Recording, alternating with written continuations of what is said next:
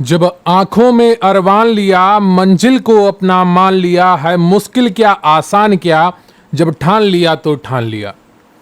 नमस्कार, जय हिंद दोस्तों, स्वागत है आपका आपके अपने YouTube चैनल पर। तो आपकी तैयारी बहुत अच्छी चल रही होगी, ऐसा मुझे पूरा उम्मीद है ना। तो इस तैयारी को आपको और अच्छा करना है और अच्छे तरीके से पढ़ना है। अब आपके जो मैंने आपको पूरे टॉपिक के MCQ करा दिए हैं, टॉपिक वाइज दो बड़े वीडियो में उनको संकलित करके आपको दे दिया है। आप में से कई लोग उसको पढ़ भी रहे हैं और समझ भी रहे हैं, है ना।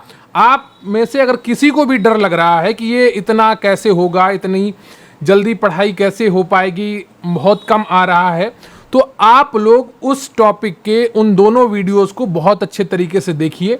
1 से लेकर 20 तक के टॉपिक के दो वीडियो हैं, एक में 1 से 10 तक के टॉपिक हैं और दूसरे में 11 से 20 तक के टॉपिक हैं।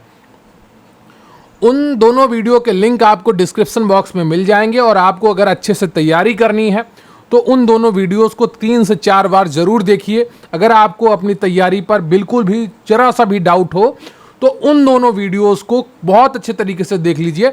कम से कम 70 प्रश्न उन्हीं वीडियोस से आएंगे। 8 घंटे के वीडियो अगर आप 4 बार देख लेंगे तो निश्चित रूप से आपकी तैयारी बहुत अच्छी हो जाएगी और आपकी तैयारी में कोई कमी नहीं रहेगी। आज हम देखेंगे लक्ष्य मॉक टेस्ट नंबर 3। इसमें होंगे 100 MCQ। आपको बताया जाएगा किस तरीके से आपको अपना पेपर देखना है। हो सकता है कुछ प्रश्न आपको बिना पढ़े आए पेपर में, क्योंकि पता किसी को नहीं है पेपर कैसा आएगा, है ना। तो ये आप अपना मान कर चलिए। मैं इसीलिए आपसे शुरू से कह रहा हूं कि अपने सिलेबस को कंप्लीट करिए, अपने टॉपिक को कंप्लीट करिए, ताकि पेपर में प्रश्न कैसा भी आए आपको समस्या ना आए। क्योंकि पेपर जो बनेगा, जो आपका परीक्षा पत्र प्रश्न पत्र बनेगा, वो आपके सिलेबस के आधार पर ही बनेगा। तो लक्ष्य मॉक टेस्ट 3 में आपको 100 MCQ मिलेंगे। स्ट्रेटजी क्या है आपको बता दी जाएगी, सटीक रणनीति क्या है वो भी आपको बताई जाएगी।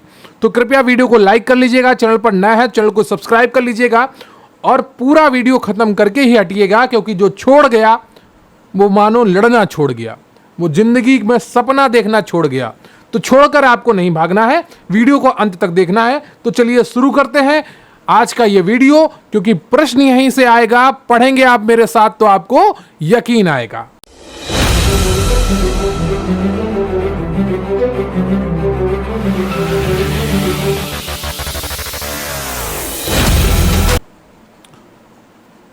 और आपका पहला प्रश्न है कि एक उपकेंद्र के अंतर्गत आबादी आती है। कितनी आबादी आती है ये आपको बताना है। 3000 से 5000, 20000 से 30000, 80000 से या 1,20,000 या 1,20,000 से कम। और इसका सही उत्तर है आपका ए ऑप्शन, 3000 से 5000। देखिए मैं बहुत कम समय लूंगा और आपको ये 100 प्रश्न करवाऊंगा। मैं इधर उधर की तरह बकवास नहीं करूंगा, कोई फालतू की बात नहीं करूंगा, किसी का कमेंट नहीं पढ़ूंगा। तो कम समय में आपको ज़्यादा MCQ करने को मिलेंगे। इससे आपका समय भी बचेगा और अच्छे से रिवीजन भी होगा। अगला प्रश्न है आपका कि बाह्य स्खलन प्राकृतिक गर्भ निरोधन का संबंध विच्छेदन प्रक्रम है जो सम्मिलित करता है। क्या सम्मिलित करता है यह आपको बताना है। बताइएगा, स्खलन से पूर्व शिश्न को निकालना या स्खलन के बाद शिश्न को निकालना या अंडोत्सर्ग के दौरान मैथुन करना या अंडोत्सर्ग के दौरान मैथुन नहीं करना।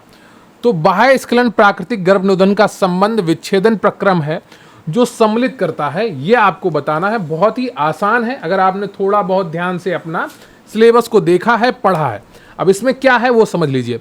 जैसे स्खलन क्या होता है, अब मैं कैसे समझाऊं आपको। जो स्पर्म होता है पुरुष का, वो जो स्खलित होता है संभोग की क्रिया के दौरान, तो अगर वो बाहर निकलेगा, बाहर निकाला जाएगा, तो उससे क्या होगा कि गर्भ निरोधन में बहुत ज्यादा लाभ होगा। ठीक है, गर्भ निरोधक की तरह वो कार्य करेगा। तो दूसरे का जो सही उत्तर है आपका वो हो जाएगा यहां पर ए ऑप्शन, स्खलन से पूर्व शिश्न को निकालना। तो जो पुरुष का लिंग होता है उसको स्खलन से पूर्व, स्पर्म निकलने से पूर्व, शुक्राणु निकलने से पूर्व अगर निकाल लिया जाए महिला के शरीर से बाहर, तो क्या होगा कि यह प्राकृतिक गर्भ निरोधन की तरह कार्य करेगा। ठीक है, तो दूसरे का ए ऑप्शन आपका बिल्कुल सही हो जाएगा। अगला प्रश्न है आपका कि गर्भावस्था का महत्वपूर्ण लक्षण है स्तन के आकार में वृद्धि, या बढ़े उभरे हुए तथा गहरे पिगमेंटेड निप्पल, या महिला जो कभी पहले दुग्ध स्रावित नहीं करती थी के स्तन से तरल का स्रावण होने लगता है। तो बताइएगा तीसरे का कौन सा ऑप्शन आपका सही होगा, या डी ऑप्शन आपका बिल्कुल सही हो जाएगा। और तीसरे का जो सही उत्तर है आपका वो डी हो जाएगा। ये सभी लक्षण हैं गर्भावस्था के। क्लियर आपको? अगला प्रश्न है आपका कि गर्भावस्था में परिवर्तन होता है रुधिर की मात्रा का बढ़ना, आरबीसी का 20 से 30% बढ़ना, या मूत्र में एल्ब्यूमिन स्तर का बढ़ना, या ये सभी। तो चौथे का कौन सा ऑप्शन आपका सही हो जाएगा ये आपको बताना था, और इसका सही उत्तर है आपका डी ऑप्शन, ये सभी। देखिए गर्भावस्था जो चैप्टर है आपका, और जो बाल विकास चैप्टर है, और जो मुख्य सेविका की जिम्मेदारी चैप्टर है, प्रतिरक्षण चैप्टर है, टीकाकरण चैप्टर है, और पोषण वाला चैप्टर है, ये सारे चैप्टर बहुत ही ज़्यादा महत्वपूर्ण है आपकी परीक्षा के लिए। यहाँ से सर्वाधिक प्रश्न पूछे जाएंगे, और यहाँ पर ही आपको सर्वाधिक तकलीफ होगी चीज़ों को याद करने में। तो इन चैप्टर्स को बार बार रिवाइज करिए, बार बार इनके एमसीक्यू करिए, और मैंने जो 2 वीडियो बनाए हैं 4-4 घंटे के, उनको अच्छे से देखिए। दिन में कम से कुछ नहीं आपको करना है, तो कम से कम उन दोनों वीडियो को दिन में एक बार देखिए, इससे आपकी तैयारी बहुत अच्छी हो जाएगी। अगला प्रश्न है आपका कि नवजात में हीमोग्लोबिन की मात्रा होती है 11 से 12 ग्राम प्रतिशत, या 12 से 14, या 14 से 16, या 16 से 18। बताइएगा नवजात में हीमोग्लोबिन की मात्रा होती है तो कौन सा ऑप्शन आपका सही हो जाएगा, ये आपको बताना है। यहाँ पर ये प्रतिशत लिखा है, ये गलत लिखा है, ठीक है। जो हीमोग्लोबिन के आगे जो प्रतिशत लिखा है ये गलत लिखा है। इसका मात्रक होता है ग्राम प्रति डेसीलीटर, और डेसीलीटर होता है 1 लीटर का 10वां भाग। क्या होता है? 1 लीटर का 10वां भाग होता है डेसीलीटर। तो प्रति डेसीलीटर में कितने ग्राम हीमोग्लोबिन है उसकी मात्रा ही नापी जाती है। तो आपका 5वें का कौन सा ऑप्शन सही हो जाएगा? 5वें का डी ऑप्शन आपका सही है। 16 से 18 ग्राम प्रति डेसीलीटर ये हीमोग्लोबिन की मात्रा होती है एक नवजात में। अगला प्रश्न है आपका कि एक प्रीटर्म शिशु में हाइपोथर्मिया होने की संभावना अधिक होती है क्योंकि? तो क्या आपका इसका उत्तर होगा प्रीटर्म मीन्स होता है कि गर्भावस्था पूर्ण होने से पहले ही जो गर्भकाल होता है 280 दिन का लगभग, उसके पूर्ण होने से पहले किसी का जन्म हो जाता है, किसी बच्चे का, किसी शिशु का, तो उसको कहते हैं प्रीटर्म शिशु। ठीक है। तो शारीरिक क्षेत्रफल अधिक होता है, या शरीर में भूरी वसा की कमी होती है, या दोनों, या शरीर का वजन कम होता है। तो छठे का कौन सा ऑप्शन आपका सही हो जाएगा ये आपको बताना है। मैं आपको एक एक चीज़ क्लियर करने की कोशिश कर रहा हूं, तो आप भी अपनी चीज़ें क्लियर करते रहिएगा। छठे का ऑप्शन आपका डी सही हो जाएगा। जो प्रीटर्म शिशु होता है, जो अपने गर्भकाल के पूर्ण होने से पहले ही जन्म ले लेता है, तो उसको कहते हैं प्रीटर्म शिशु, और उसमें हाइपोथर्मिया होने की संभावना अधिक होती है क्योंकि शरीर का वजन कम होता है। क्लियर है आपको? और हाइपोथर्मिया का अर्थ होता है कि शरीर के तापमान में अचानक से कमी होना, है ना, अचानक से कम हो जाना, ये हाइपोथर्मिया के लक्षण होते हैं। तो ये प्रीटर्म शिशु में होने की संभावना अधिक होती है क्योंकि उसके शरीर में वजन कम होता है। क्लियर आपको? छठा का आपका डी ऑप्शन सही है। 7वां प्रश्न है कि निम्नलिखित में से टीबी की प्रथम पंक्ति औषधि नहीं है। तो टीबी की जो प्रथम औषधि नहीं है वो आपको पहचाननी है। 7वें में आइसोनियाजिड, या इथेब्यूटोल, या साइक्लोसरीन, या रिफैम्पिसिन। तो इनमें से कौन सा ऑप्शन आपका सही हो जाएगा 7वें का? और 7वें का तो सही उत्तर है आपका वो है सी ऑप्शन, साइक्लोसेरिन। ये इसकी टीबी की प्रथम पंक्ति औषधि नहीं है, बाकी तीनों हैं। अगला प्रश्न है आपका कि पर्ट्यूसिस का अन्य नाम है रूबेला, व्हीपिंग कफ, रूबियोला, या डिप्थीरिया। पर्ट्यूसिस का अन्य नाम क्या है ये आपको पहचानना है। 8वें का कौन सा ऑप्शन आपका सही हो जाएगा? और इसका सही उत्तर है आपका बी। बीमारियों वाला चैप्टर भी आपको बहुत अच्छे तरीके से पढ़ना है। वहाँ पर आप कम समय में ज़्यादा टॉपिक तैयार कर सकते हैं, और वहाँ से आपके प्रश्न कम से कम 3 से 4 बन सकते हैं। अगला प्रश्न है आपका कि मैरेस्मस रोग निम्नलिखित के कम अंतर्ग्रहण में होता है? आवश्यक अमीनो अम्ल, फॉलिक अम्ल, या कैलोरी, या जस्ता। बताइएगा 9 का कौन सा ऑप्शन आपका सही हो जाएगा? और इसका सही उत्तर है आपका सी, कैलोरी, है ना। मैरस्मस रोग निम्नलिखित के कम के अंतर्ग्रहण से होता है। अगर आप कैलोरी की मात्रा कम लेंगे तो आप में मैरस्मस रोग होने की संभावना ज़्यादा रहती है। अगला प्रश्न है आपका कि सामाजिकरण हेतु वर्तमान में कौन सा साधन महत्वपूर्ण भूमिका निभा रहा है। तो 10वें का कौन सा ऑप्शन आपका सही है? टीवी, इंटरनेट व सोशल नेटवर्किंग साइट, या समाचार पत्र, या मित्र, या पड़ोस। तो सामाजिकरण हेतु वर्तमान में कौन सा साधन महत्वपूर्ण भूमिका निभा रहा है? बहुत ही सामान्य सा प्रश्न है और इसको समझने के लिए आपको थोड़ा बुद्धि का प्रयोग करना होगा। 10वें का तो सही उत्तर है आपका, वो सी हो जाएगा। अब सामाजिकरण क्या होता है कि जब लोग आपस में बहुत ही अच्छे तरीके से बात करने लगे, मिलने लगे, बहुत आत्मीयता के साथ रहने लगे, तो वो सामाजिकरण का हिस्सा होता है। आजकल लोग टीवी पर दिखाने के लिए या न्यूज़ में आने के लिए, टीवी में न्यूज़ आती है, सोशल मीडिया पर फोटो डालने के लिए, यूट्यूब पर वीडियो डालने के लिए काफ़ी कुछ सामाजिकरण करते हैं, काफ़ी कुछ अच्छा करते हैं। तो सामाजिकरण हेतु वर्तमान में कौन सा साधन महत्वपूर्ण भूमिका निभा रहा है? टीवी, इंटरनेट व सोशल नेटवर्किंग साइट। इससे लोग प्रभावित होते हैं और दूसरों को प्रभावित करना भी चाहते हैं। अगला प्रश्न है आपका कि नवजात शिशु मृत्यु दर, इन्फेनेंट मोर्टेलिटी रेट, या 1 वर्ष से कम के नवजात मृत्यु की संख्या को परिभाषित करते हैं। जन्म से 1000, जन्म से 1000, जीवित जन्म से 1000 की जनसंख्या में औसत वृद्धि से, या 1000 प्रजनन काल की आयु की महिलाओं से पैदा हुए बच्चों की संख्या।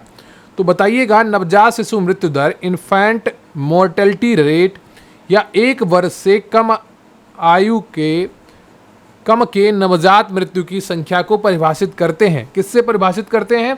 तो 11वें का आपका बी ऑप्शन सही है। जो 1000 जीवित जन्म से होते हैं उनसे नवजात शिशु मृत्यु दर को भी परिभाषित किया जाता है और उन्हीं से ही नवजात मृत्यु की संख्या को प्रभावित करते हैं। क्लियर आपको? तो 11वें का आपका बी ऑप्शन सही है। अगला प्रश्न है आपका कि उपदंश नामक रोग के लक्षण क्या है? ज्वर, लसिका, गांठों में सूजन, त्वचा पर चेचक के समान उभार, रुधिर परिसंचरण व तंत्रिका तंत्र में गिल्टियों का निर्माण, या उपरोक्त सभी। तो 12वें का कौन सा ऑप्शन आपका सही हो जाएगा? इसका सही उत्तर है आपका डी ऑप्शन, उपरोक्त सभी। अगला प्रश्न है आपका कि गर्भावस्था में गर्भाशय में परिवर्तन होते हैं रुधिर वाहिका की हाइपरट्रोफी और हाइपरप्लेसिया से, या मांसपेशियों के फाइबर में खिंचाव से, या लिम्फोटिक सिस्टम की हाइपरट्रोफी से, या उपरोक्त सभी। तो 13वें का कौन सा ऑप्शन आपका सही हो जाएगा? गर्भावस्था में गर्भाशय में परिवर्तन होते हैं। 13वें का आपका ऑप्शन डी सही है, उपरोक्त सभी। अगला प्रश्न है आपका कि +2 स्टेशन के दौरान गर्भस्थ शिशु के सिर की स्थिति होगी। ए ऑप्शन है आपका स्चियल स्पाइन के नीचे, बी ऑप्शन है स्चियल स्पाइन के ऊपर, और तीसरा ऑप्शन है आपका स्चियल स्पाइन पर, या डी ऑप्शन है आपका पेल्विक इनलेट के ठीक ऊपर। तो 14वें का कौन सा ऑप्शन आपका सही होगा ये आपको बताना है। वैसे ये आपकी परीक्षा में ये प्रश्न आने की संभावना बहुत कम है क्योंकि ये नर्सिंग से जुड़ा हुआ प्रश्न है, लेकिन फिर भी आप पढ़ लीजिए क्योंकि किताबों में ऐसे प्रश्न छपे हुए हैं और हो सकता है कोई परीक्षा पेपर प्रश्न पत्र बनाने वाला किसी किताब से उठा के प्रश्न छाप दे, तो एक बार पढ़ लीजिए। वैसे संभावना इसकी कम है। 14वें का आपका ए ऑप्शन सही हो जाएगा, स्चियल स्पाइन के नीचे। अगला प्रश्न है आपका कि सेप्टिसीमिया का सबसे सामान्य एवं विशेष लक्षण है हाइपोथर्मिया, या बच्चे के पोषण पैटर्न में नकारात्मक बदलाव, या हाइपोक्सिया, या शरीर का नीला पड़ना। तो सेप्टिसीमिया का सबसे सामान्य एवं विशेष लक्षण क्या है? 15वें का आपको ये बताना है।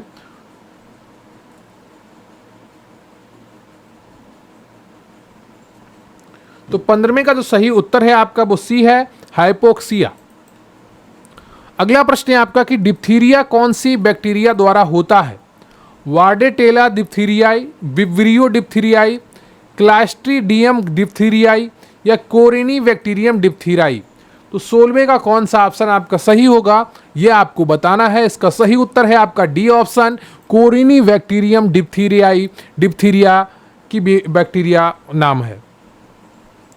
अगला प्रश्न है आपका कि कौन सा प्राणी जापानी इंसेफेलाइटिस का एम्पलीफायर है? गाय, बंदर, सूअर या बिल्ली? बताइएगा कौन सा प्राणी जापानी इंसेफ्लाइटिस का एम्पलीफायर है?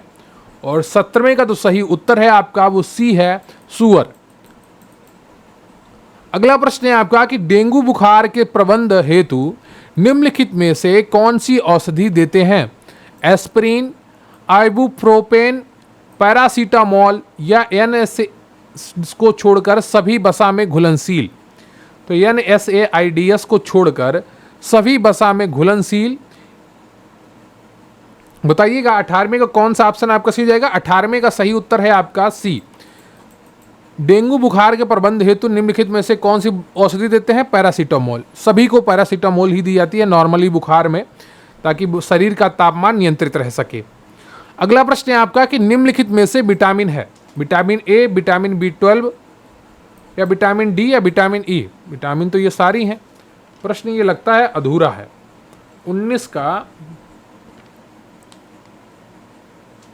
तो इसमें प्रश्न था कि वसा में घुलनशील विटामिन है, ठीक है, तो इसमें एक को छोड़कर बाकी सभी वसा में घुलनशील विटामिन है। ये प्रश्न है, थोड़ा प्रश्न में थोड़ा छूट गया है। तो निम्नलिखित में से एक को छोड़कर वसा में घुलनशील विटामिन है, तो जो वसा में घुलनशील विटामिन नहीं है वो आपको पहचाननी है। बताइएगा। यह प्रश्न ये इस तरह से भी पूछा जा सकता था कि निम्नलिखित में से जल में घुलनशील विटामिन कौन है? तो आपको मैंने पहले कई बार बताया है कि ए, डी, ई और के ये आपकी वसा में घुलनशील विटामिन है। शेष आपकी जल में घुलनशील विटामिन होती हैं। B12 आपकी जल में घुलनशील विटामिन है। अगला प्रश्न है आपका कि निम्न में से सामाजिक स्त्रीकरण का घटक है? शक्ति संतुलन, एकता की भावना, समान लक्ष्य या ये सभी? 20 का कौन सा ऑप्शन आपका सही हो जाएगा ये आपको बताना है। और 20 का जो सही उत्तर है आपका, बताइएगा कौन सा है। और इसका सही उत्तर है आपका ए, शक्ति संतुलन। सामाजिक स्त्रीकरण का घटक है शक्ति संतुलन, कि जो शक्तियों का संतुलन है वो बना रहे। एक के पास बहुत ज़्यादा हो जाए और एक के पास कुछ भी ना रहे, इससे ऐसा ना हो। ऐसी स्थिति में क्या होता है, समाज में शोषण शुरू हो जाता है। तो अगर सामाजिक स्त्रीकरण का जो शक्ति का संतुलन है बना रहता है तो सामाजिक स्त्रीकरण सही से कार्य करता है। अगला प्रश्न है आपका कि जैविक सांख्यिकी में निम्नलिखित में से सम्मिलित नहीं है? कौन सम्मिलित नहीं है ये आपको बताना है। जीवन प्रत्याशा या रुग्णता एवं मृत्युता में सांख्यिकी, या जन्म दर या शिक्षा दर? इनमें से कौन सा ऑप्शन आपका सही हो जाएगा? तो 21 का जो सही उत्तर है आपका वो डी है, शिक्षा दर सम्मिलित नहीं है। जैविक सांख्यिकी में जीवन प्रत्याशा को सम्मिलित किया गया है, रुग्णता एवं मृत्युता की सांख्यिकी को सम्मिलित किया गया है और जन्म दर को सम्मिलित किया गया है। अगला प्रश्न है आपका कि बैक्टीरिया द्वारा फैलने वाले यौन संचारित रोग हैं? सुजाक व उपदंश होगा, यहाँ पर देश नहीं होगा। क्लैमाइडिया तथा ट्राइकोमोनियसिस, या जननांग मस्सा तथा क्लैमाइडिया, या सुजाग एवं जननांग मस्सा? तो 22 का कौन सा ऑप्शन आपका सही होगा ये आपको बताना है। और इसका सही उत्तर है आपका ए ऑप्शन, सुजाग व उपदंश। क्लियर है आपको? अगला प्रश्न है आपका कि नॉर्मल लेबर में रिट्रैक्शन का प्रभाव है? गर्भाशय के निचले भाग के निर्माण के लिए आवश्यक है, या गर्भाशय का सतही क्षेत्रफल कम करता है ताकि प्लेसेंटा अलग हो सके, या प्रेजेंटिंग पार्ट के आगे की तरफ गति में सहायक है, या उपरोक्त सभी? 23 का कौन सा ऑप्शन आपका सही हो जाएगा ये आपको बताना है। और 23 का जो सही उत्तर है आपका वो है डी, उपरोक्त सभी ऑप्शन आपके सही है। अगला प्रश्न है आपका कि प्रसव पूर्व सलाह में शामिल है? माता को प्रतिदिन अतिरिक्त 300 कैलोरी लेने के लिए प्रोत्साहित करना, माता को आयरन तथा फोलिक एसिड की गोलियां लेनी चाहिए, या टिटनस टॉक्साइड का टीका लगवाना चाहिए, या उपरोक्त सभी? तो 24 का कौन सा ऑप्शन आपका सही हो जाएगा ये आपको बताना है। और इसका सही उत्तर है आपका डी, उपरोक्त सभी। अगला प्रश्न है आपका कि किस स्थिति में ग्रेडिंग के लिए गोमेज वर्गीकरण का उपयोग किया जाता है? प्री मेच्योरिटी, रेस्पिरेटरी डिस्ट्रेस, या प्रोटीन एनर्जी मालन्यूट्रिशन, या कार्डियक डिसऑर्डर। तो बताइएगा 25 का कौन सा ऑप्शन आपका सही हो जाएगा। और इसका सही उत्तर है आपका C option, protein energy malnutrition. अगला प्रश्न है आपका कि निम्नलिखित में से कौन सा इंजेक्शन एक नवजात में रुधिर स्राव को रोकने के लिए सामान्यतः लगाया जाता है? विटामिन के इंजेक्शन, मिथाइल एमेट्रीन, या सोडा बाइकार्बोनेट, या कैल्शियम ग्लूकोनेट। बताइएगा कौन सा ऑप्शन आपका सही हो जाएगा 26 का। तो 26 का जो सही उत्तर है आपका वो कौन सा है? ए ऑप्शन, विटामिन के का इंजेक्शन। निम्नलिखित में से कौन सा एक इंजेक्शन नवजात में रुधिर स्राव को रोकने के लिए सामान्यतः लगाया जाता है? विटामिन के इंजेक्शन। अब विटामिन के से क्या होता है ये आप सबको पता है, उसकी कमी से क्या होता है ये आप सबको पता है। नहीं पता है तो कमेंट करके बताइएगा, अगली क्लास में मैं आपको जरूर बताऊंगा। निम्नलिखित में से कौन सा संक्रमण जानवरों से मुख्य रूप से दुग्ध के द्वारा फैल सकता है? ट्यूबरकुलोसिस, डेंगू, प्लेग, या लेप्टोस्पाइरोसिस। बताइएगा इनमें से कौन सा ऑप्शन आपका सही होगा 27 का। और 27 का जो सही उत्तर है आपका वो हो जाएगा ए, ट्यूबरकुलोसिस। अगला प्रश्न है आपका कि ट्यूबरकुलोसिस के सामान्य लक्षण के अंतर्गत सम्मिलित नहीं है। तो ये आपका ए ऑप्शन यहां से है। 3 सप्ताह या अधिक खांसी, कभी कभार रुधिर युक्त बलगम, या बुखार विशेषतया रात में, वजन में वृद्धि, या भूख में कमी। तो बताइएगा चारों ऑप्शन में कौन सा ऑप्शन आपका सही हो जाएगा? ट्यूबरकुलोसिस के सामान्य लक्षण के अंतर्गत सम्मिलित नहीं है। बताइएगा 28 का कौन सा ऑप्शन आपका सही है? और इसका सही उत्तर है आपका सी, ट्यूबरकुलोसिस यानी कि टीबी में वजन में वृद्धि नहीं होती है बल्कि वजन में अचानक से कमी आती है। तो 28 का आपका सी ऑप्शन बिल्कुल सही है। अगला प्रश्न है आपका कि वसा द्वारा प्रदान की गई ऊर्जा की मात्रा कितनी है? 3 किलो कैलोरी प्रति mg, या 4 किलो कैलोरी प्रति mg, या 6 किलो कैलोरी प्रति mg, या 9 किलो कैलोरी प्रति mg। बताइएगा वसा द्वारा प्रदान की गई ऊर्जा की मात्रा क्या है? तो यहाँ पर mg नहीं होना चाहिए, संभवतः ग्राम होना चाहिए, है ना। प्रश्न में क्या होना चाहिए? ग्राम होना चाहिए, क्योंकि 1 ग्राम से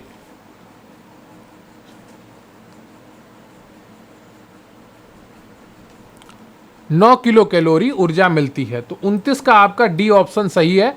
यहां पर ग्राम कर लीजिए, mg नहीं होगा, ग्राम कर लीजिए, gm। ठीक है, टाइपिंग मिस्टेक काफ़ी ज़्यादा हो जाती हैं जब भी कोई बड़ी पीडीएफ बनाओ। 29 का आपका डी ऑप्शन सही है। अगला प्रश्न है आपका कि विनिमय विवाह आज भी राजस्थान की विभिन्न जनजातियों में प्रचलित है। यह निम्न जनजातियों में पाया जाता है: मीणा जनजाति, टोडा जनजाति, या कुकी जनजाति, या ये सभी। तो बताइएगा 30 का कौन सा ऑप्शन आपका सही है? और इसका सही उत्तर है आपका डी ऑप्शन, ये सभी। अगला प्रश्न है आपका कि निम्नलिखित में से CSSM की फुल फॉर्म क्या है? Child survival and safe motherhood, या child survival and sickness control measures, या child sanitation and safety measures, या child security and safety measures. तो 31 का कौन सा ऑप्शन आपका सही हो जाएगा ये आपको बताना है। और 31 का जो सही उत्तर है आपका वो है A, child survival and safe motherhood. अगला प्रश्न है आपका कि बैक्टीरिया क्लैमाइडिया ट्राइकोमेटिस से होने वाले संक्रमण के संदर्भ में सत्य कथन छांटिए। ए ऑप्शन है आपका नर में यूरेथ्राइटिस तथा एपिडाइमिटिस रोग होता है, स्त्रियों में सर्विसाइटिस रोग होता है, या उपचार हेतु टेट्रासाइक्लिन व डीऑक्सीसाइक्लिन उपयोगी दवाएं हैं, या उपरोक्त सभी। तो 32 का कौन सा ऑप्शन आपका सही हो जाएगा? और इसका सही उत्तर है आपका डी ऑप्शन, उपरोक्त सभी। क्लियर है आपको? अगला प्रश्न है आपका कि प्लेसेंटा के पृथक्करण की क्लिनिकल विशेषता है दर्द युक्त रुधिर स्राव होगा, यहां पर रुचिर नहीं रुधिर स्राव होगा, रुधिर स्राव, गहरे रंग का रुधिर स्राव रिविल्ड कॉन्सिल्ड या मिश्रित टाइप का हो सकता है, या उपरोक्त सभी। प्लेसेंटा के पृथक्करण की क्लिनिकल विशेषता क्या है? 33 का कौन सा ऑप्शन आपका सही हो जाएगा? और इसका सही उत्तर है आपका डी, उपरोक्त सभी। अगला प्रश्न है आपका कि एक प्राइमी ग्रेविडा बताती है कि उसका पिछला मासिक चक्र 15 जनवरी को प्रारंभ होकर 20 जनवरी को समाप्त हुआ था।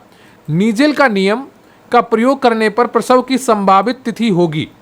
प्राइमी ग्रेविडा वो होती है, वो स्त्री होती है जो पहली बार गर्भ धारण करती है, उसको क्या कहते हैं?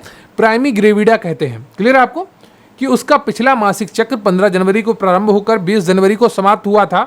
निजेल का नियम का प्रयोग करने पर प्रसव की संभावित तिथि होगी। तो 34 का कौन सा ऑप्शन आपका सही हो जाएगा? 34 का आपका बी ऑप्शन सही है, 22 अक्टूबर। क्लियर है आपको? अगला प्रश्न है आपका कि एक वर्ष के बच्चे की श्वसन दर कितनी होती है? 60 से 20 प्रति मिनट, या 20 से 30 प्रति मिनट, या 30 से 50 प्रति मिनट, या 50 से 60 प्रति मिनट? बताइएगा, एक वर्ष के बच्चे की श्वसन दर कितनी होती है? 35 का कौन सा ऑप्शन आपका सही हो जाएगा? और इसका सही उत्तर है आपका सी ऑप्शन, 30 से 50 प्रति मिनट। अगला प्रश्न है आपका कि भारत में सामान्य शिशु वजन कितना माना गया है?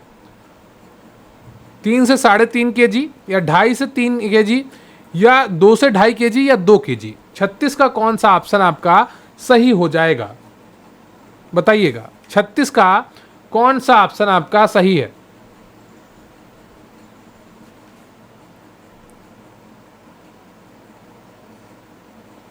इसका सही उत्तर है आपका सी, 2.5 से 3 kg। देखिए 2.5 से प्लस माना जाता है, और कहीं कहीं पर आपको ऑप्शन मिलेगा 2.5 से 3.5 kg। अगर कहीं पर 2.5 से 3.5 kg लिखा हो तो वहां पर आप 2.5 से 3.5 kg को ही सिलेक्ट करिएगा। अगर 2.5 से 3.5 kg नहीं लिखा है और 2.5 से 3 kg लिखा है तो वहां पर आप 2.5 से 3 kg को सिलेक्ट करिएगा। अगला प्रश्न है आपका कि निम्नलिखित में से कौन सा vaccination expanded programme of immunisation का भाग नहीं है? ईपीआई का भाग नहीं है। डिप्थीरिया, पर्टूसिस एवं टिटनेस वैक्सीन, या मीजल्स, मम्प्स एवं रूबेला वैक्सीन, या ओरल पोलियो वायरल वैक्सीन, या मीजल्स की वैक्सीन? तो 37 का तो सही उत्तर है आपका, वो क्या हो जाएगा? वो सही उत्तर है आपका बी ऑप्शन, मीजल्स, मम्प्स एवं रूबेला वैक्सीन। ये expanded programme of immunisation EPI का भाग नहीं है। अगला प्रश्न है आपका, टिटनेस का कारक जीव है क्लोस्ट्रीडियम टेटनी, या क्लाइस्ट्रीडियम बोटुलिनिज्म, या माइकोबैक्टीरियम, या क्लास्ट्रीडियम परफेंजेस? तो टिटनेस का कारक जीव क्या है? बहुत ही आसान उत्तर है आपके लिए, 38 का ए ऑप्शन ही आपका सही है, क्लोस्ट्रीडियम टेटनी। टिटनी ही इसका नाम है और टिटनेस इसी से नाम रखा गया है। अगला प्रश्न है आपका कि रिकेट से पीड़ित एक बच्चे द्वारा निम्नलिखित में से कौन सा खनिज लिया जाना चाहिए? पोटेशियम, कैल्शियम, सोडियम, या आयरन? 39 का कौन सा ऑप्शन आपका सही हो जाएगा, यह आपको बताना है। और 39 का जो सही उत्तर है आपका वो है कैल्शियम, बी ऑप्शन आपका बिल्कुल सही है। अगला प्रश्न है आपका कि वह समूह जिसमें रक्त संबंधियों में विवाह नहीं होता है लेकिन समूह से बाहर विवाह होते हैं कहलाता है? एंडोगेमी, एक्सोगेमी, या कास्ट एक्सोमी, या कास्ट एंडोगेसी? तो इनमें से कौन सा ऑप्शन आपका सही हो जाएगा, यह आपको बताना है। वह समूह जिसमें रक्त संबंधियों में विवाह नहीं होता है लेकिन समूह से बाहर विवाह होते हैं। तो 40 का आपका तो सही उत्तर है आपका वो बी हो जाएगा, एक्सोगेमी कहते हैं। अगला प्रश्न है आपका कि शिशु मृत्यु दर को कैसे परिभाषित किया जाता है? तो ये आपको कई बार प्रश्न करवाया गया है और उम्मीद करता हूं आप में से हर कोई इसका सही उत्तर देगा। तो ABCD में कौन सा ऑप्शन आपका सही हो जाएगा, जल्दी से बताइए। एक वर्ष से कम उम्र के बच्चों की एक वर्ष में होने वाली मृत्यु की कुल संख्या, गलत जवाब है। एक वर्ष से कम उम्र के बच्चों में एक वर्ष में होने वाली कुल मृत्यु एवं रोग, गलत है। 100 लिखा है, गलत है। 1000 केवल एक में लिखा है, तो डी ऑप्शन आपका सही हो जाएगा। क्लियर है आपको? अगला प्रश्न है आपका कि यौन से सफेद सा स्राव पाया जाता है ट्राइकोमोनियसिस में, सिफिलिस में, गोनोरिया में, या कैंडिडियासिस में? बताइएगा इनमें से कौन सा ऑप्शन आपका सही हो जाएगा 42 का। बहुत ही आसान उत्तर है आपके लिए और इसको सही से करिएगा। 42 का सही उत्तर है आपका डी ऑप्शन, कैंडिडियासिस में। अगला प्रश्न है आपका कि नाभि नाल को क्लैंपिंग करने के लिए प्रयुक्त औजार क्या है? एलिस टिश्यू फोरसेप्स या कोचर्स हीमोस्टेटिक फोरसेप्स या लॉन्ग स्ट्रेट हीमोस्टेटिक फोरसेप्स या मल्टीपल टूथ ब्लूस्लम? तो बताइएगा 43 का कौन सा ऑप्शन है? इसका सही उत्तर है आपका बी ऑप्शन, कोचर्स हीमोस्टेटिक फोरसेप्स। अगला प्रश्न है आपका कि प्रसव पश्चात मां के स्तनों से होने वाला स्रावण कहलाता है? शेड यूस्ट्रम या कोलेस्ट्रम या लोकिया या ल्यूकोरिया? तो 44 का बहुत ही आसान उत्तर है, बी ऑप्शन आपका बिल्कुल सही है। अगला प्रश्न है आपका कि कौन सा समूह डिप्थीरिया के लक्षणों को प्रदर्शित करता है? बताइएगा कौन सा समूह डिप्थीरिया के लक्षणों को प्रदर्शित करता है? गले में खराश, डिस्फेजिया, हल्का बुखार, गले में खराश, तेज बुखार, चकत्ते, पैरोटिड ग्रंथि में सूजन, कान दर्द, तेज बुखार या गले में खराश, चकत्ते, पेट दर्द? तो 45 का जो सही उत्तर है आपका वो ए हो जाएगा, गले में खराश, डिस्फेजिया और हल्का बुखार। अगला प्रश्न है भाई कम वजन वाले जन्म के समय कम वजन वाले बच्चों में किस जटिलताओं के पाए जाने की संभावना रहती है? प्रश्न है आपका कि जन्म के समय कम वजन वाले बच्चों में किस जटिलताओं की पाए जाने की संभावना रहती है? हाइपोथर्मिया, पीलिया, संक्रमण या ये सभी? तो 46 का सही उत्तर क्या है? डी ऑप्शन, ये सभी। अगला प्रश्न है आपका कि हेपेटाइटिस सी के संचरण का तरीका है? मल मौखिक मार्ग या छोटी बूंद नाभिक या दूषित रुधिर या उपरोक्त में से कोई नहीं?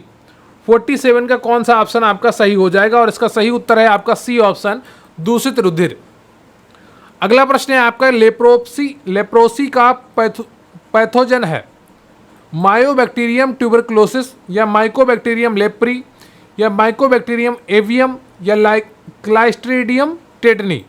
इसका सही उत्तर क्या होगा 48 का? और 48 का सही उत्तर है आपका वो बी है, माइकोबैक्टीरियम लेप्री। यहाँ पर लेप्री है, यहाँ पर लेप्रोसिस।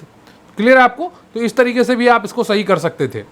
अगला प्रश्न है आपका शरीर में पाए जाने वाले कैल्शियम की कितनी मात्रा अस्थियों में पाई जाती है? 70% से अधिक, 90% से अधिक, 80% से अधिक या 98% से अधिक? 49 का कौन सा ऑप्शन आपका सही हो जाएगा? और इसका सही उत्तर है आपका डी, 98% से अधिक।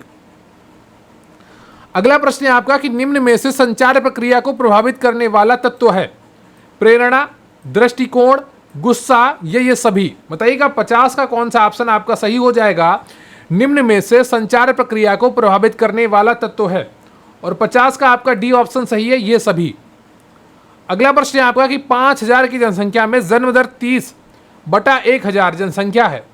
15 बच्चे जीवन के पहले साल के दौरान मर जाते हैं और 9 बच्चों के जीवन की प्रथम महीने में मृत्यु हो जाती है। तो जनसंख्या में नवजात मृत्यु दर क्या होगी? 100 होगी या 60 होगी या 150 होगी या 45 होगी? बताइएगा कितनी होगी नवजात मृत्यु दर?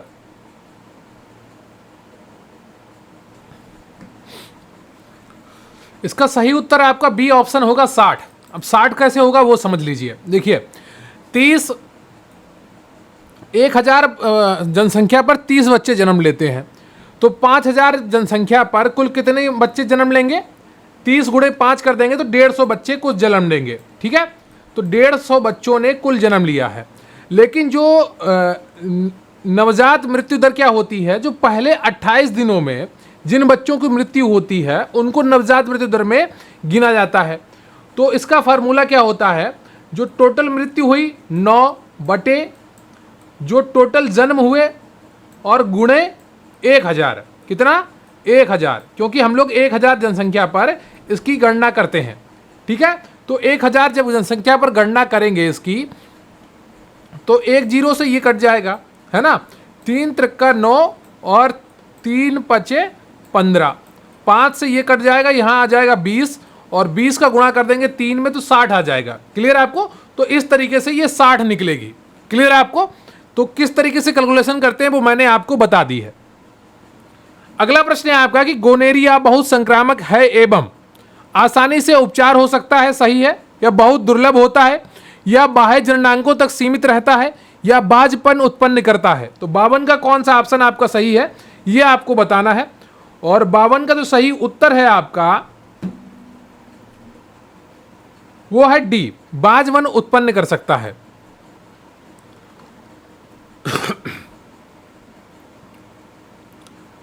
अगला प्रश्न है आपका कि गर्भावस्था के दौरान कौन से अंग में फिजियोलॉजिकल बदलाव होते हैं? गर्भाशय, वेजाइना, स्तन या ये सभी? तो बताइएगा इनमें से कौन सा ऑप्शन आपका सही होगा 53 का, और सही उत्तर है आपका डी ऑप्शन। अगला प्रश्न है आपका गर्भावस्था में श्वसन तंत्र में परिवर्तन होते हैं, निम्न में से कौन सा कथन सही है? सबकोस्टल एंगल का कम होना, वक्षस्थल का बढ़ना, हाइटल आयतन का बढ़ना या ये सभी? 54 का कौन सा ऑप्शन आपका सही है? डी ऑप्शन आपका बिल्कुल सही है।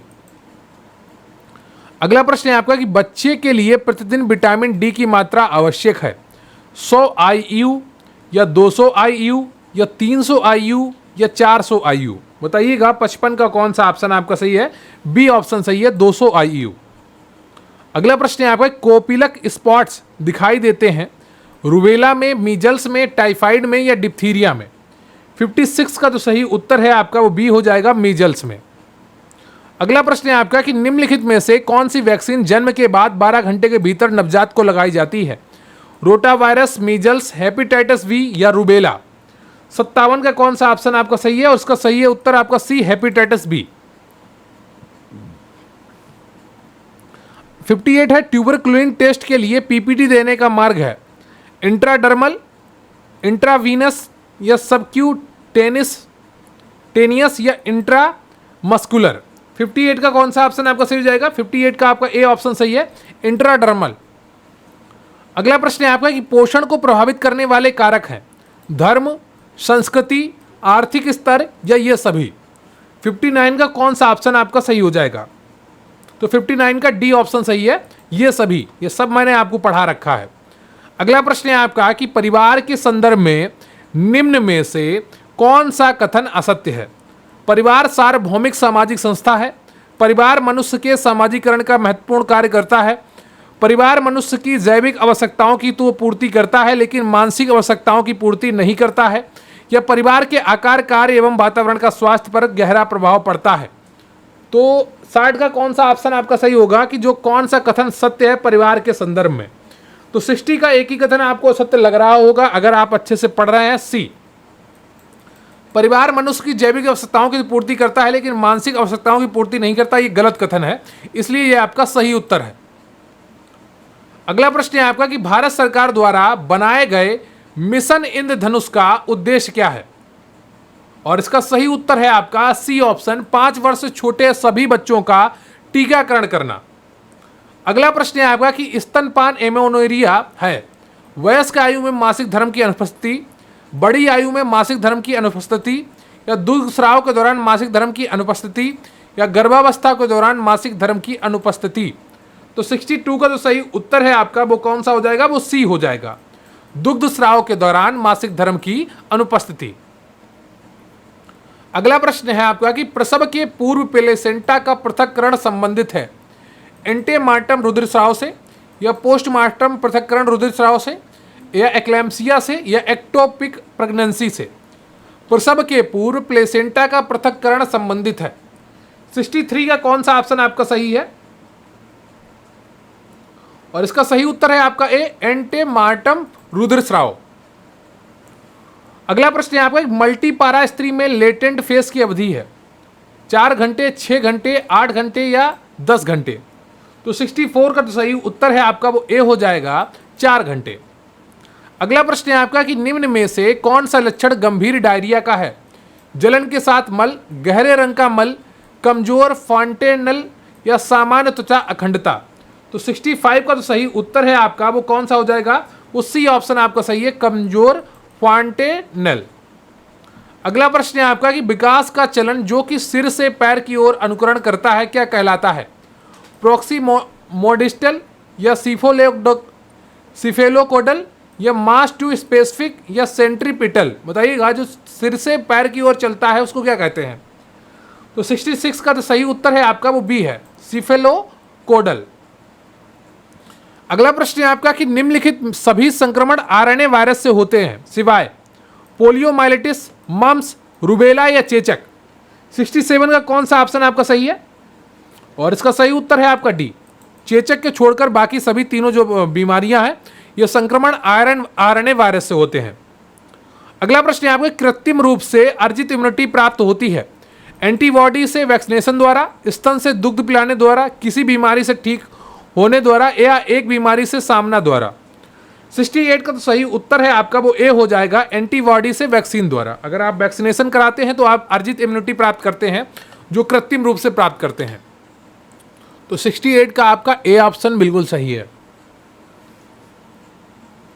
अगला प्रश्न है आपका किसकी कमी के कारण रुधिर जमने के समय में अत्यधिक वृद्धि होती है? विटामिन बी, विटामिन के, विटामिन सी या विटामिन बी12। तो 69 का तो सही उत्तर है आपका वो बी हो जाएगा, विटामिन के। अगला प्रश्न है आपका कि संचार प्रक्रिया के दौरान सूचनाएं, भावनाएं या विचार जो कि प्रेषक सेंडर से प्राप्तकर्ता की ओर भेजी जाती हैं क्या कहलाती हैं? सही उत्तर है आपका 70 का ए, संदेश कहलाती हैं।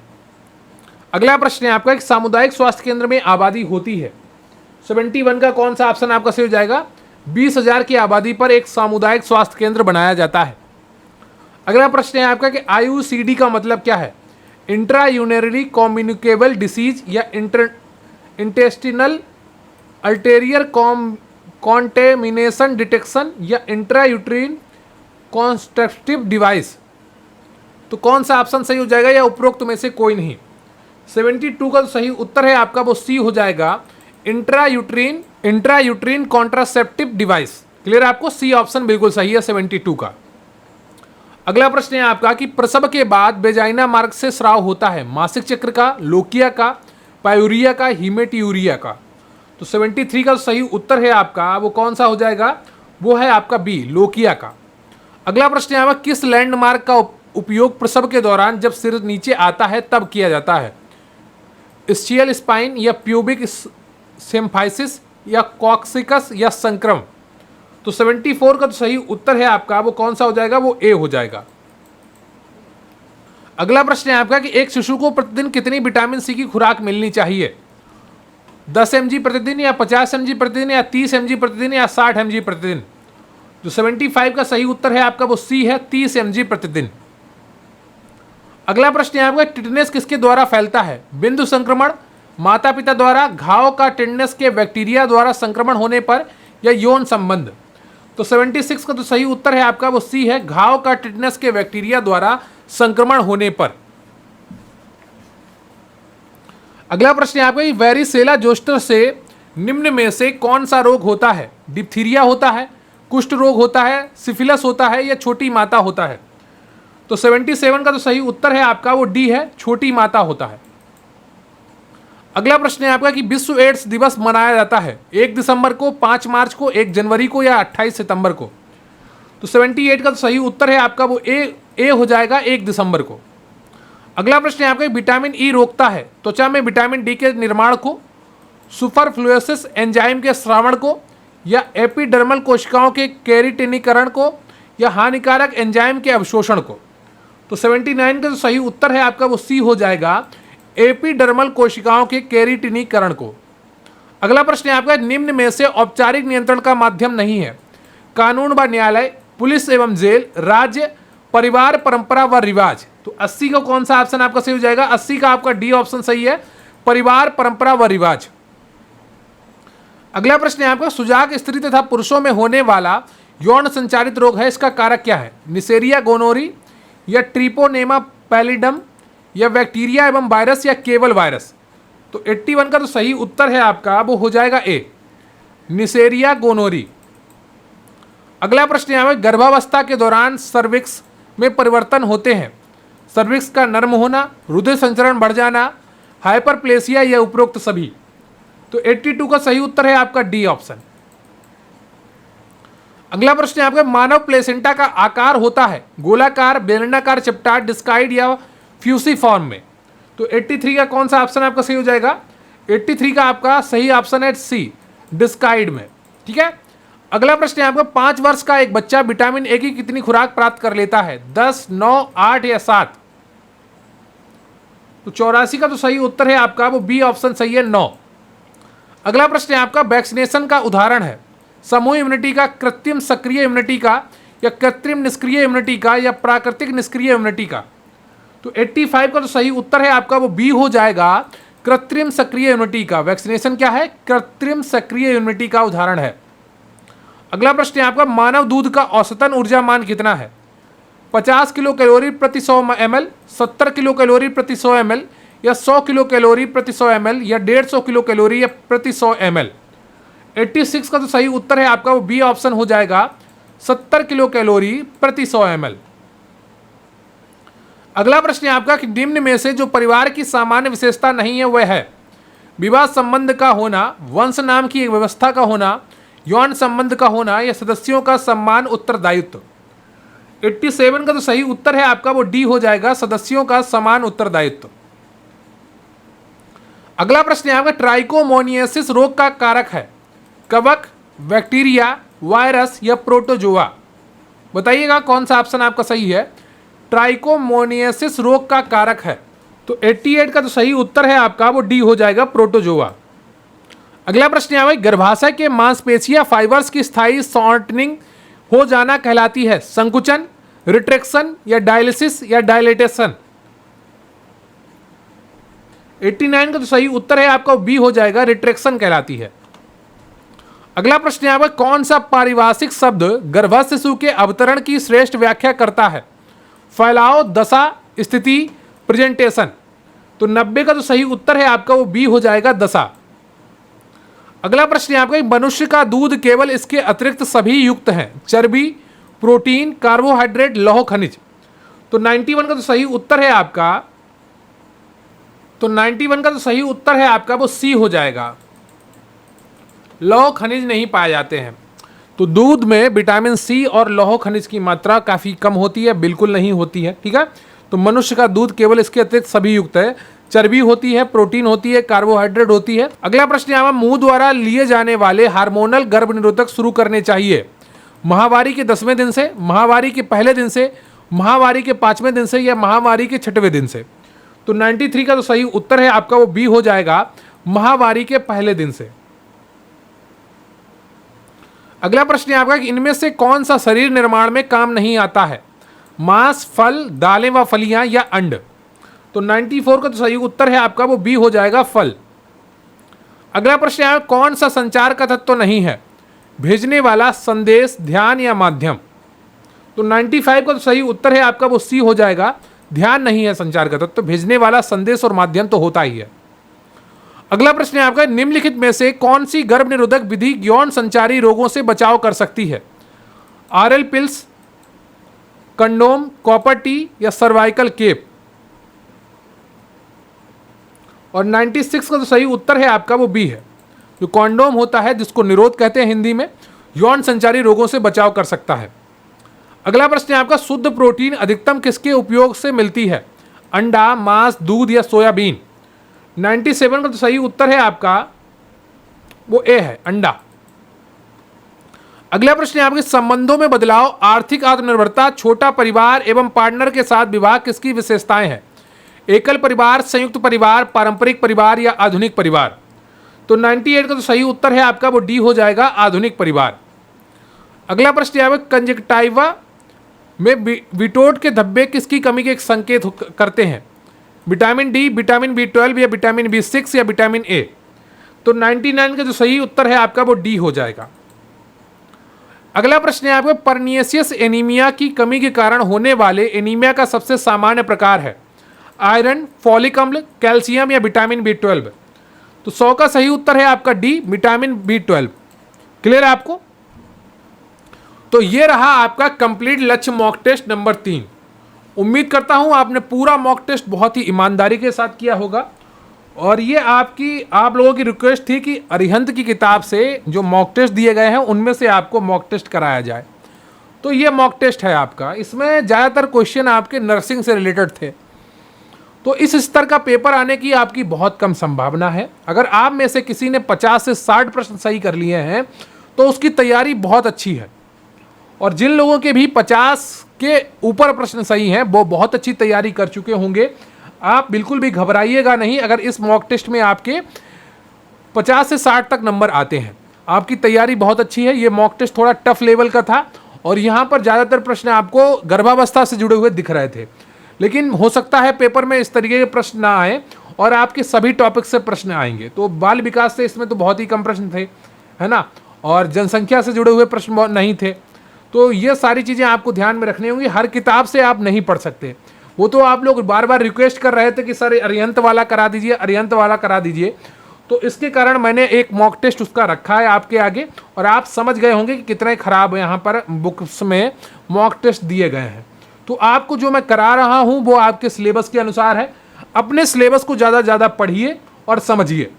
अपनी तैयारी सिलेबस के आधार पर करिए, किताबों में छपे प्रश्नों के आधार पर मत करिए, किताबों में छपे मॉक टेस्ट के आधार पर मत करिए, क्योंकि यह आपके साथ धोखा हो सकता है। क्लियर है आपको? तो तैयारी करते रहिए और कमेंट करके जरूर बताइएगा कि कितने प्रश्न आपके सही हैं और आपकी तैयारी कैसी चल रही है। मुझे आपके कमेंट्स का इंतजार रहेगा। आपके पूरे सिलेबस के 2 वीडियो बना के अपलोड कर दिए गए हैं, उसके लिंक आपको डिस्क्रिप्शन बॉक्स में मिल जाएंगे। वो उन वीडियोस को जरूर देखिएगा और कृपया वीडियो को लाइक कर लीजिएगा। चैनल पर नया है तो चैनल को सब्सक्राइब कर लीजिएगा। Thank you very much. आपका बहुत बहुत धन्यवाद। जय हिंद, जय भारत। शिक्षक दिवस के अवसर पर मुख्य सेविका भर्ती की बहनों के लिए हम लेकर आए हैं एक खास ऑफर। 550 रुपए वाला पीडीएफ बैच अब आपको सिर्फ 154 रुपए में मिलेगा। मुख्य सेविका भर्ती में सफल होने के लिए आपको सभी पीडीएफ नोट्स मिलेंगे। तो आज ही ज्वाइन करें प्रतिज्ञा पीडीएफ बैच। ज्वाइन करने के लिए स्क्रीन पर दिख रहे व्हाट्सएप नंबर 9453366279 पर मैसेज करें या फिर डिस्क्रिप्शन बॉक्स में दिए गए लिंक पर क्लिक करें। लेकिन ध्यान रहे, ऑफर सीमित समय और सीमित लोगों के लिए ही है, इसलिए जल्दी ज्वाइन करें और लाभ उठाएं।